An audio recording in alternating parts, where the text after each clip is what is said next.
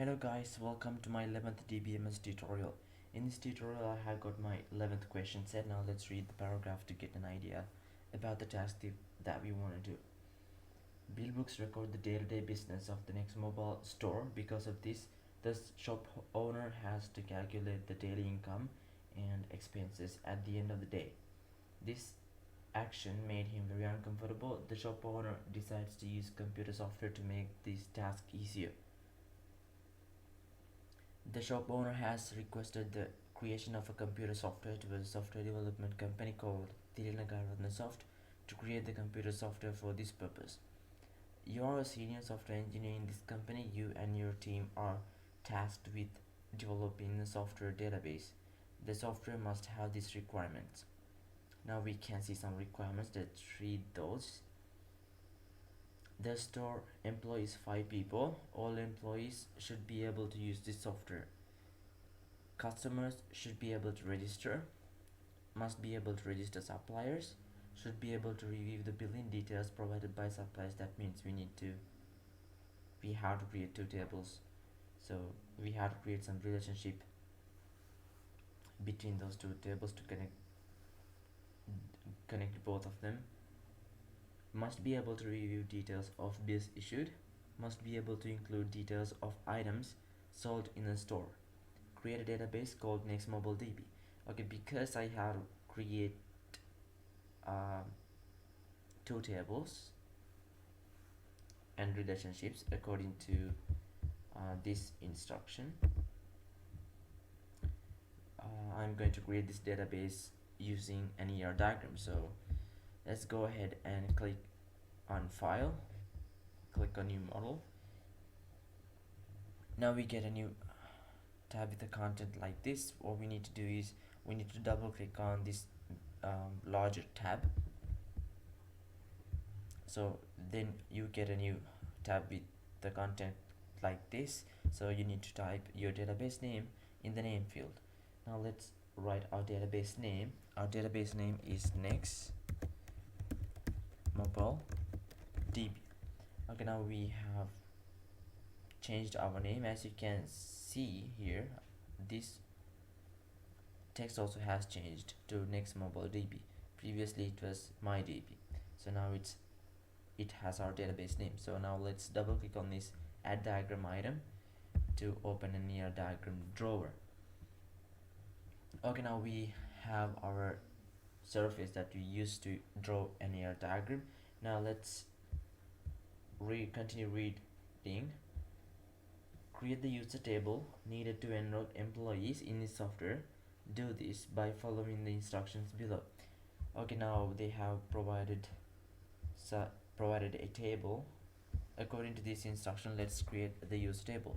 To create a table using a linear diagram, we use this tool. When you hover that tool, you see place a new table. Now click on that tool. When that tool is activated, you see a blue rect around that tool. Okay, now after you activate that tool, we can click anywhere we want to place a table. So I'm gonna click here. Now we have placed a table node. Now I double click on that to edit the data. Okay, now we get this tab. In the table name field, we need to type our table name, which is user. Next we have an ID column. Name is username, user ID, and data type must be integer, and it must be a primary key. That means it cannot be null, so we check that box. And also they have told us we need to mark it as auto increment, so I'm gonna check this box. Now let's move to the next column, which is username. Data type is varchar, but the length is 50. Now let's create the password column.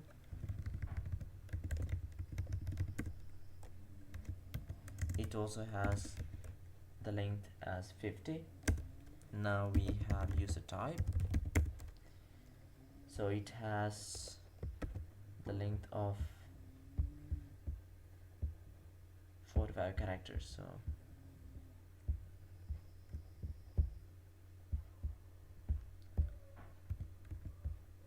gonna change this. Oh no, we have 45 characters, so I can keep that. Now we have status.